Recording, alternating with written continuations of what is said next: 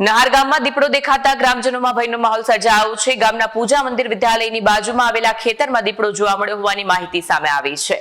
છેલ્લા 3 દિવસથી આ વિસ્તારમાં દીપડો હોવાની ચર્ચા ચાલી રહી હતી, જે હવે સાચી સાબિત થઈ છે। જંબુસરના નહાર ગામમાં દીપડો દેખાતા ગ્રામજનોમાં ભયનો માહોલ સર્જાયો। ગામના પૂજા મંદિર વિદ્યાલયની બાજુમાં આવેલા ખેતરમાં દીપડો જોવા મળ્યો હોવાની માહિતી સામે આવી છે।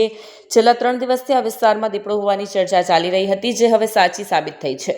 ગામના એક વ્યક્તિએ રાત્રિના 12 થી 1 વાગ્યાના સમય દરમિયાન રોડ ઉપર દીપડો ફરતો જોવા મળ્યો। તેમણે દીપડાના ફોટા મોબાઈલ ફોનમાં કેદ કર્યા હોવાનું પણ જાણવા મળ્યું છે। આ ઘટના બાદ ગામમાં ચિંતા વધી ગઈ છે। ખાસ કરીને ખેતરોમાં ખેતી કાર્ય કરતા ખેડૂતોમાં ભારે ભયનો માહોલ જોવા મળી રહ્યો છે। સાંજ પછી ખેતરોમાં જવામાં લોકો અચકાઈ રહ્યા છે। બાળકોને વડીલોને બહાર ન નીકળવા માટે સૂચના આપવામાં આવી છે। ગ્રામજનો દ્વારા વન વિભાગને તાત્કાલિક કાર્યવાહી કરવાની માંગ કરી છે। વન વિભાગ પાંજરો મૂકી દીપડાને ઝડપી લઈ જાય અને ગામને ભયમુક્ત બનાવે તેવી ગ્રામજનોની માંગ છે। વિડીયો જર્નાલિસ્ટ મોહમ્મદ ખત્રી સાથે સત્યા ટીવી ન્યૂઝ આમોદ।